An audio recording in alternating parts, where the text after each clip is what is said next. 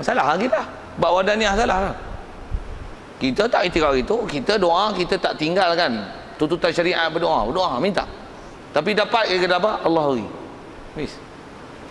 Bukan kata ni berkat doa aku ni. Katalah masjid buat permohonan apa ni, kipas angin ada, saya aircon pula. Kita pun sembahyang hajat 10 malam akhir Ramadan tahun ni, minta aircon.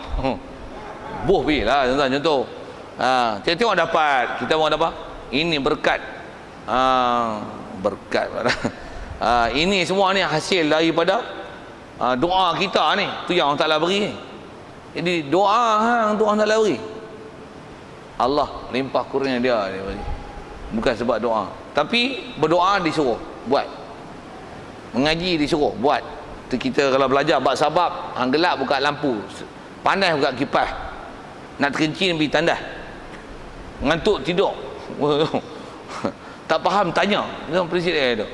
Jadi nisbah apa, kalau ada hajat minta, bila Allah Ta'ala beri. Adakah pasal kita minta? Tak, dia beri.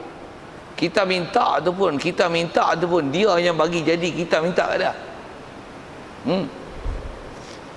Tu apa-apa nama makhluk ni, apa-apa nama baharu ni, walaupun satu jalan, salah bagi kita. Allah Ta'ala buat sesuatu dengan berperantara. Tak. Satu, kita sakit makan ubat, siapa bagi sembuh? Allah. Mengatakan ubat sembuh macam mana? Salah. Pasal apa? Iktikadkan Allah Ta'ala nak menyembuh kita dengan ubat. Salah. Tapi tak yang kau ubat lah. Kita tak disuruh gitu. Kena buat sebab ikhtiar. Tu belajar bab kemudian akan datang tu. Kena ngaji bagi betul tu. Menafikan usaha ikhtiar dah jadi Jabariyah. Dah buat usaha-usaha berpegang dengan usaha ikhtiar, dah jadi Qadariyah, jadi Mu'tazilah. Macam mana nak dapat ahli sunnah wal jamaah yang bagi iktikad betul, khususnya sebut tamu mukhalafah ni, ke Allah Ta'ala tu iktikad bagi betul, dia tak ada sifat baru dan memang semua perbuatan dia. Macam mana nak buat? Kena ngaji tu. Kalau akidah tak betul, tak cantik akidah tu, duk berpegang lagi, masih bersandar pada sabab musabab. Bersandar di atas kata iktikad, kata sesuatu sabab musabab tu beri bekas, sedangkan wajib iktikad ke Allah Ta'ala semua. Baik, sikit lagi dia nak perhabiskan ayat tu. Dia bagi alasan pasal apa kata tak boleh disebahkan Allah Ta'ala dengan baharu walaupun satu jalan, walaupun satu perkara, kerana yang baharu bertongkol yang bertempat. Ini alasan dia. Bertongkol ni bunyi bahasa perdana lagi tu. Bunyi Kedahnya nak tokol. Tongkoi. Baharu ni bertongkoi. Bertongkoi itulah ulama tutup guru dulu terjemahkan jisim. Jisim ni dia bertongkoi, berketui, bertokor, macam bahasa lah. Dialek tu lain-lain lah. Bahasa perdana punya bertongkol. Okay. Itu main bahasa. Dia bahasa payah agak. Tuan-tuan telah lah mana-mana bahasa. Jadi menisbahkan baharu ni, dia akan menyebabkan istilahnya bertongkol bertempat. Maksud bertongkol tu berjirim berjisim lah. Kalau dengan tarikh kita dah sebut tadi, dengan Arab dia bertempat mengisi ruang. Allah Ta'ala apa saja kalau berbahasa boh di langit, okey, tu istilahnya bertempat. Allah Ta'ala ada mata, faham? Bertokor, orang bertokor, ketul. Siapa? Mata, kaki, tangan, mata, muka, kan berketul tu. Walaupun kata muka yang layak, muka layak pun berketul. Bertokor, berjirim, berjising, salah lah. Allah Ta'ala di langit yang layak, di langit pun tempat, arah pun tempat, syurga pun tempat, bumi pun tempat, planet pun tempat, utara pun tempat, di mana-mana pun tempat, semua tempat. Itu istilahnya baru bertempat. Tu dia bagi mudah, dia bagi tokoh dengan tempat. Kok bahasa lain kok susah kan, walaupun saya dah syarah banyak perkara. Kita lama nak bahari tinggi pun kadang orang tak faham, sains pun tak mengaji, ngaji pun tak ingat. Betul apa? Tokoh, tepat, dua benda dia boh. Tapi kalau faham tu, faham dah tu. Okey. Dan Allah, zat Allah Ta'ala, zat Allah Ta'ala maksudnya diri Allah. Kita jumpa banyak kali istilah zat tu. Tidak bertengkor, tak bertongkol, tak bertokor, tak bertokoi, apalah adik-adik tu, tak ketu. Subhanallah. Kalau bahasa beradab sikit, tak berjirim, berjisim, berjauhar. Tarikh pun dah bagi lalu tadi. Baik. Mustahil Allah Ta'ala jirim, jisim, jauhar. Begitu juga tak bertempat. Jadi apa-apa i'tikad antaranya yang salah dalam bab i'tikad itu memahamkan Allah Ta'ala ada mumasalah lil hadis adalah mengiktikadkan tempat. Sekalipun dia kata macam ni, Allah Ta'ala ada di mana-mana. Apa faham ada di mana-mana? Dia penuh ruang, ada di mana-mana, semua ada. Kalau faham ada di mana-mana tu maksudnya kat sini pun ada, kat sini pun ada, kat sini pun ada. Maksudnya dia saat datang ni berpindah-pindah tempat, di arah tempat, di langit tempat, ataupun orang Ta'ala dia arah tapi bukan di arah, tapi arah yang layak. Arah pun tempat dah. So orang Ta'ala dalam apa saja tu cari apa bahasa dia sebut. Allah Ta'ala di mana-mana, di mana saja kamu beradab, walaupun terjemah ayat Quran, ainama tuwallu fasamma wajhullah. Di mana saja kamu beradab, di situlah wajah Allah. Ada dua benda itu. Kamu beradab, di situ wajah Allah. Wajah satu, beradab satu. Kita beradab, saya beradab sini, wajah Allah sana. Tuan-tuan wajah sini, wajah Allah kat sini. Itu wajah Allah kat mana? Wajah Allah. Dibuat kesimpulan macam ni, di mana-mana. Mula merepek. Bila syarah tak ada format tu, merepek ada format macam mana? Bubur antivirus saja. Tet. Wahabi detected. Dia keluar lampu. Tet. Wahabi detected. Maksud apa? Dia kata di langit, di arah. Walaupun disebut ayat Quran, tet dia keluar, detector bunyi. Budak tu tak expired lagi pasal catatan masih ingat. Tet Wahabi detected. Saya kata orang Ta'ala ni ada turun langit. Malam kalau kata malam dia tu kadang Allah Ta'ala pun turun sama dengan malaikat. Turun sama. Tet. Tengok detector tu kuat tak kuat. Kalau virus antivirus power punya memang dia boleh tet. Wahabi detected. Kufur detected. Boleh faham? Baik. Jadi nisbah bertongkor, tak bertempat itu satu hal. Dan juga tidak menyerupai dengan baharu pada sifat. Jadi yang tu disebut masalah tempat dan jenis tokoh tu jirim, jisim, jauhar tadi. Begitu juga bab sifat. Sifat walaupun bahasa ke Allah Ta'ala dan bahasa ke kita, tapi ke Allah Ta'ala disebut tu istilahnya tak menyerupai. Itu yang kita dengar, Allah Ta'ala dengar. Itu memang bahasa tu disebut tak masalah pasal sifat. Berbanding dengan tempat dengan tokoh ni, jirim, jisim, jauhar tadi saya sebut dah tu. Itu memang tak boleh sebut awal lagi. Pasal apa? Itu memahamkan tempat dan memahamkan jirim, jisim, jauhar. Memahamkan anggota, memahamkan tu yang istilah mujassimah tu, berjisim, mengiktikadkan ada kemungkinan jisim pada Allah Ta'ala. Dari sifat boleh bahasa sifat tu ke kita ke Allah Ta'ala. Tak salah bahasakan sifat tu walaupun istilahnya ikhtirak kat kita ada, ke Allah Ta'ala ada. Tapi bagi faham dia sifat, bukan muka tangan tu, bukan sifat tu juzu. Melihat, mendengar, tu Allah Ta'ala suka, dia kasih sifat. Tapi sifat Allah Ta'ala tak serupa dengan kita. Sifat mana? Semua sifat tak serupa. Baik dengar, baik lihat. Kita dengar dengan alat, Allah Ta'ala mustahil dengar dengan alat. Tak serupa segala-gala. Bahasa tu yang kalau kita belajar bahasa Arab dia panggil lafaz ishtirak, lafaz mushtarak. Pasal apa? Kerana sifat baharu arad yang menumpang jirim. Kalau dah faham istilah hadis nak ambil arad je sikit. Kerana sifat baharu ni kita ni dia adalah arad. Arad ni istilah kitab-kitab akidah ni. Kalau bahasa terjemah kita arad ialah sifat. Dia ialah sifat yang menumpang jirim. Sifat kita adalah sifat yang menumpang di jirim. Kita ambil misal mudah. Kita dengar lah ni. Kat mana kita dengar? Telinga. Dengar kita kat telinga. Dengar dengan ada telinga. Ada orang ada telinga, orang tak mau dengar. boleh syarah dua benda tu. Tak mau panjang, cukup tu. Jadi sifat yang ada kat kita menumpang di jirim, mendengar tumpang kat telinga. Bahasa tumpang, ambil pergi bahasa dia tu. Melihat tumpang kat mata, sentuh tumpang kat kulit, bau tumpang kat hidung. Istilah tumpang ni saya nak guna bahasa dia. Tumpang, manis, masam, pahit bertumpang di lidah.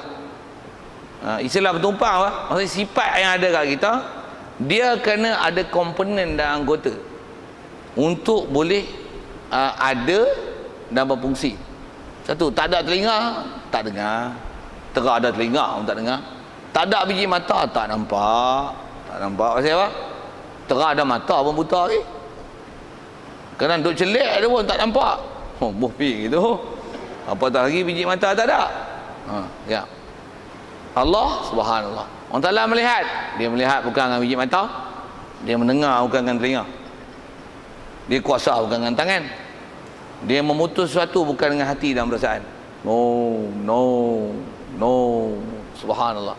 Pasal Allah Taala bukan arat yang bersifat yang menumpang di jirim. Sifat dia lah sifat yang sabit di zat. Itu pun ada istilah jumpa nanti insya-Allah.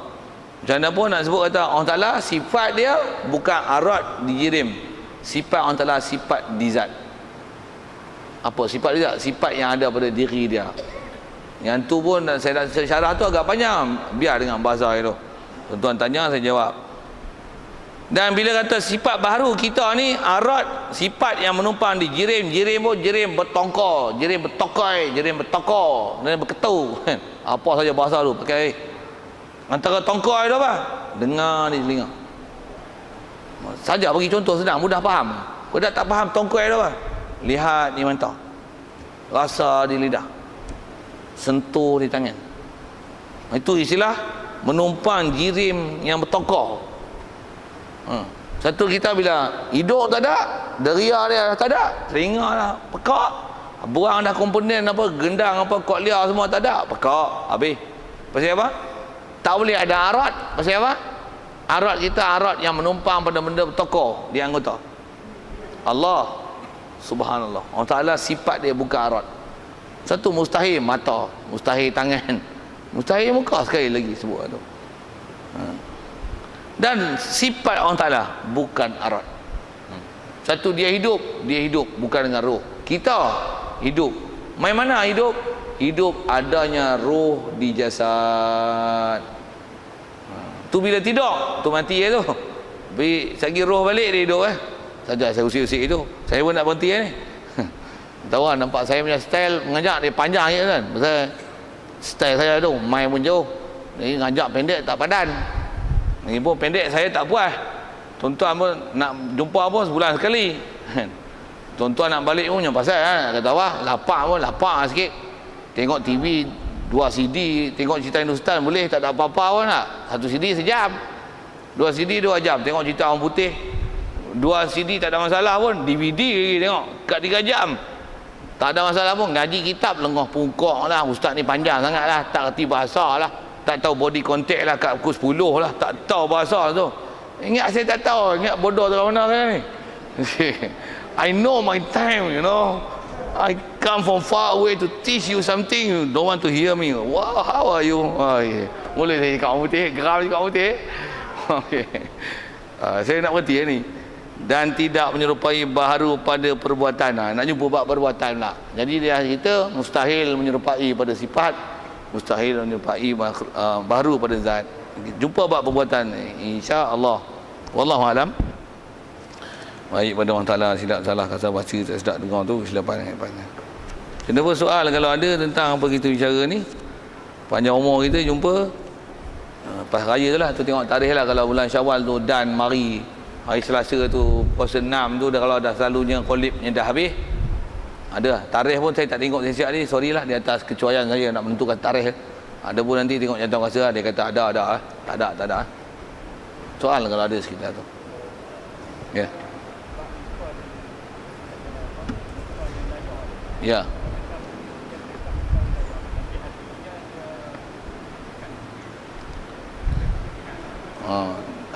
soalan yang ditanya ialah ada orang beriktikad dia kata Allah Taala ada muka, muka yang layak, disebut macam tu. Tapi dalam hati dia faham betul. Bagus soalan tu. Dari segi kaedah, kalau memang iktikad dia betul, walaupun dia cakap macam tu betul, cuma bahasa dia tu, kalau dia betul sekalipun, pasal mungkin dia faham muka yang layak tu bukan maksudnya muka, tapi maksudnya ada makna lah, tapi bukan makna muka, tapi muka yang layak. Katalah dia punya faham macam tu. Tapi bahasa yang dia pakai tu, orang duk dengar. Tambah pula yang bercakap itu, yang bercakap dan iktikad macam ni, dia iktikad betul, bercakap dengan bahasa macam ni. Dia tu guru, ngajak orang, dia faham betul. Nanti apa jadi? Orang faham tak betul. Tentu masalah. Satu, ulama kita dia tak bagi guna perkataan yang istilahnya mutasyabihat ni, yang muka, tangan dan sebagainya. Pasal walaupun sebut muka yang layak, kalau faham dengan makna, bukan makna juzuk dan anggota, bukan makna Allah Ta'ala ada muka, ada face gitu kan. Facebook pun bukan ada face apa kan? Sebut face tapi mana ada face tu. Kalau dia faham macam tu dari segi kehendak bahasa, maksudnya bukanlah masuk muka, tapi dah Facebook, dah nama face lah. Tapi face tu bukan muka lah. Jangan kata muka buku, tak payah terjemah, tapi dia terjemah. Tuan-tuan buka nanti dalam muka buku, tuan-tuan, muka buku. Namanya? Saya tak syarah bab ketuhanan lagi. Saya buat syarah kat tu Rasa pelik tak? Pelik siap. Orang Ta'ala ada muka yang layak. Pergi lah. Kalau Facebook pun orang pelik kan, bab ketuhanan macam mana? Dia tanpa satu garis panduan yang betul, ngaji yang elok, dia sesat. Tu kita takut tu. Tiap ulama nak avoid sesat. Bunyi putih, dia geram dia cakap putih. Tak tahu. Dia dah format tu. Avoid perkataan yang boleh bawa sesat. Satu tuan-tuan kata babi halal nanti sesat. Gelatin halal nanti sesat. Bahaya bahasa tu kan. Bahaya bahasa tu. Satu macam mana? Wirid lepas sembahyang bid'ah nanti sesat. Selawat atas Nabi ni lebihkan Nabi daripada Tuhan nanti sesat. Cakap jangan. Walaupun ada tempat nak tegur tu, tapi bahasa tu nanti saya silap majlis selawat seorang tak habis. Jangan tak tahu. Lepas sembahyang esok tak ada siapa nak wirid. Pasal apa? Tu guna bahasa tu. Bidah. Habis pakak tak doa habis tak wirid lah lepas sembahyang. Sikit nak sebut bahasa tu, avoid bahasa macam tu. Begitu juga bahasa akidah. Walaupun dia punya akidah betul, dia duk faham akidah yang sepatutnya, yang kata mustahil muka juga makna juzuk, tapi muka yang layak lah. Orang dengar orang Ta'ala ada muka, memang muka lah, tapi muka Allah bukan muka kita. Dia faham muka tu ialah face. Dan face apa? Face Allah lah, bukan face kita. Face kita bukan Allah Ta'ala, mana nak serupa? Jangan kata face kita dengan face Allah Ta'ala. Face tuan-tuan dengan saya pun, face saya tak serupa dengan face tuan-tuan. Tapi dari segi face, all of us get face. All of us have faces. Betul. Tapi face kita tak serupa, tapi masih ada face. Allah Ta'ala ada face. Tu. Mumasalah lil hawadis, mustahil makna muka, mutasyabihat. Macam tu. Kalau atas soalan yang kata akidah yang dia tu macam mana? Kat dia selamat tapi bahasa dia tu menyebabkan orang lain sesat, akhirat esok berjawab pasal ajak orang lain sesat dengan sebab. Sikit kalau saya sambung sikit itu, kalau kita belajar bab tajwid, ada bab kita belajar, ada istilah waqaf haram, waqaf qabih. Waqaf qabih tentang kita kadang-kadang makna pun tak tahu, tapi waqaf tak boleh lah itu. Antara sebab tak boleh waqaf, tuan-tuan tahu pasal apa? Makna dia tu rosak. Walaupun tuan-tuan tak erti makna, tapi pasal apa tak bagi break tu? Kalau misalnya ayat Quran yang selalu dibuat misal, innallaha faqir. Waktu dah lah waqaf tu tak elok. Ibtidak pun tak elok. Wa nahnu aghniya. Innallaha faqir wa nahnu aghniya. Allah Ta'ala fakir, kita kaya. Orang dengar macam mana? Padahal macam mana? Laqad kafara alladhina qalu innallaha faqirun wa nahnu aghniya. Oh, baru betul ayat tu. Nak cerita apa? Baca Quran walaupun hang tak tahu makna, avoid. Jauhkan diri daripada wakaf yang hang wakaf orang dengar nanti orang tak, walaupun orang bukan faham Melayu hidung penyek, tak faham apa. Tapi bila ada orang faham, dia dengar nanti dia faham salah. Hang jangan cakap kataan tu. Jangan baca macam tu. Wakaf nama wakaf, kubih. Betul hari cakap bagi dah. Itu kot. Dengan isyarat tu boleh faham tu. Saja format kan tu. Dia saya jawab soalan. Wallahu a'lam. Ada lagi? Ya.